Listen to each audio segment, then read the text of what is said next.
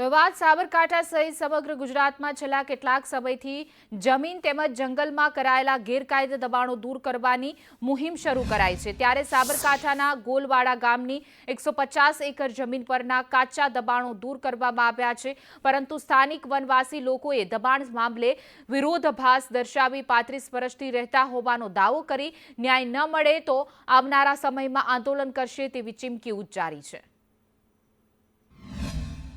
ને અત્યારે જંગલ ખાતાના આરએફઓ સાહેબે આ દબાણ દૂર કરવા માટે એસઆરપી ને પોલીસવાળા બધા બોલાયેલા છે।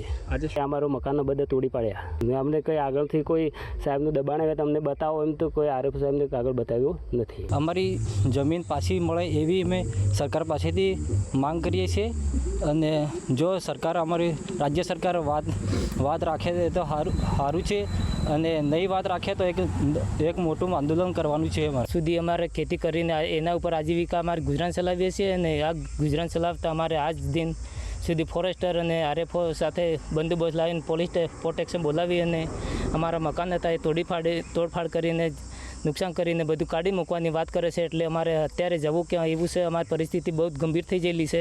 અમારે જલ્દી ને જલ્દી કોઈ બી પુનઃ સમીક્ષા કરીને અમારી જમીન પાછી મેળવવાની પ્રોસેસ કરે। દાણ 2005 પહેલાંનું ના હોવાના કારણે સેટેલાઇટ ઇમેજરી થ્રુ એનું નક્કી કરી અને બધા તમામ દાવા નામંજૂર કર્યા છે।